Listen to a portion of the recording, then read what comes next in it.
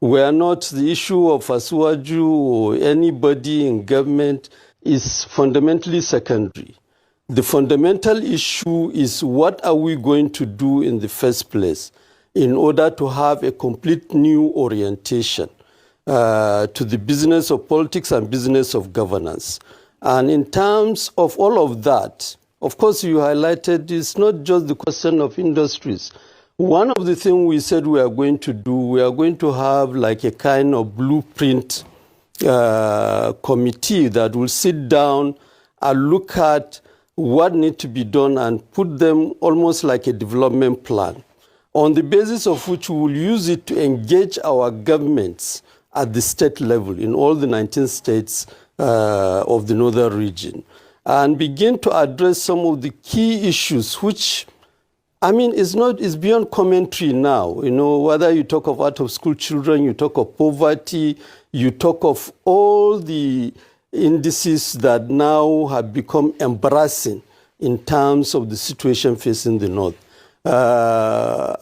There is that commitment to attempt, to try and do things differently. I think this is the clarification which needs to be made from the beginning. So when we talk of, for instance, moving forward, adopting a party, we are not looking at a situation where we have another party that will come and continue business as usual, culture of imposition of candidate, and when people get elected, they are unaccountable. That's not the objective. The objective is to ensure we have a complete new template whereby people will be elected, and after election, they will be accountable both to the party and to the citizens. Okay. Thank you so much for that. And I'm really glad you touched on the issue of how candidates are chosen within party structures, because I know you've been extremely vocal about your position where you feel that, the president and various other, even the governors, lawmakers shouldn't be given automatic tickets. They shouldn't be just be given endorsements. However, when President Buhari was going for his second term, he was a beneficiary of these automatic tickets and endorsements as well. So are you saying that this model was a mistake? Was it the wrong thing to do to give him the automatic ticket? Because that's is your issue with an automatic ticket for President Tinubu and those currently in office at the moment? Because it seems you have a bigger qualm with this issue. My sister Wimbai, that it has happened in the past does not make it right. And I think that is the starting point. We must acknowledge if mistake is committed, it's a mistake. I think the main issue is that we must have a strategy that humble leaders and challenge them to deliver. And when they don't deliver, we should be citizens, including party members, should have the right to pass judgment on them. That is fundamentally what democracy is all about. Once you take that out of democracy, then democracy loses its essence. In fact, the whole essence of struggling against military rule,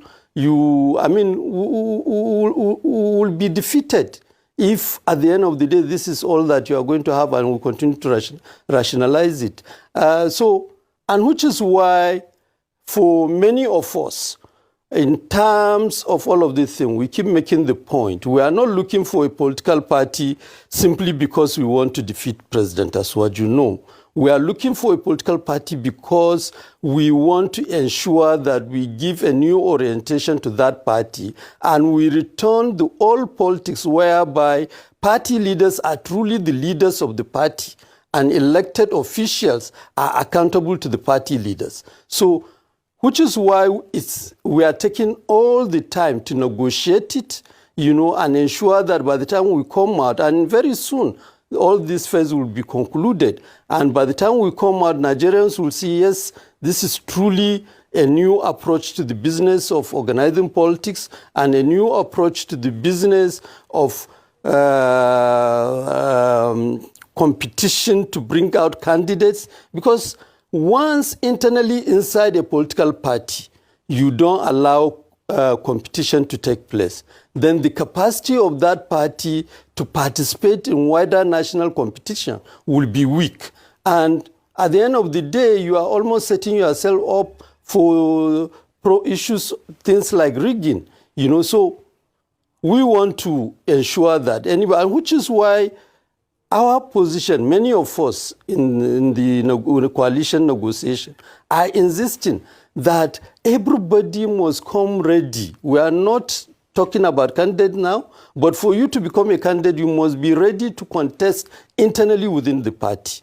And the decision of party members will be the determining factor in terms of whether you'll be candidate or not. We are not going to set ourselves up in a situation whereby we end up replicating the old mistake and riding on only the frustration of Nigerians to defeat incumbents. No, I think, and we must appeal to Nigerians to also challenge us to remain focused in that, so that the whole question of democracy is broadened beyond the issue of just fielding candidates. We must come back to the situation whereby beyond fielding candidates, after people win election, they are accountable. And the party should have the capacity to discipline leaders. I mean, look at what is going on in PDP, for instance. When one individual has become almost more than the party itself, and the party is so weak that it's unable to contend such a person. So long as we don't correct that kind of issue from the beginning, we are going to set ourselves up and end up presenting Nigeria with another disappointment. Real quickly, I'd like to ask this. The bigger question will be, who will concede for another? I know you will say, we have not gone into that part of the conversation yet. But is there a possibility, a remote possibility, that this coalition group will move the way of a southern candidate? No doubt. I mean, first, let me tell you, Mr. Rufai, the question of conceding, once you start talking of conceding, it means you are now even projecting that election will not take place within the party. The most fundamental issue is that election must take place, and whoever has majority followership should be the person that will be fielded by the party. Now, of course, the other issue, which is around the question of equity, which is the last point you are making around the question of southern candidate, that is the turn of the South to spend another 8 years. All those are issues that we can tell Nigerians that internally, in terms of negotiating the rule of the party, we'll make sure that those are addressed and factored in. But at the end of the day, whatever rule we are going to put in place will not be such that will undermine the right of party members to participate. These are very delicate situations.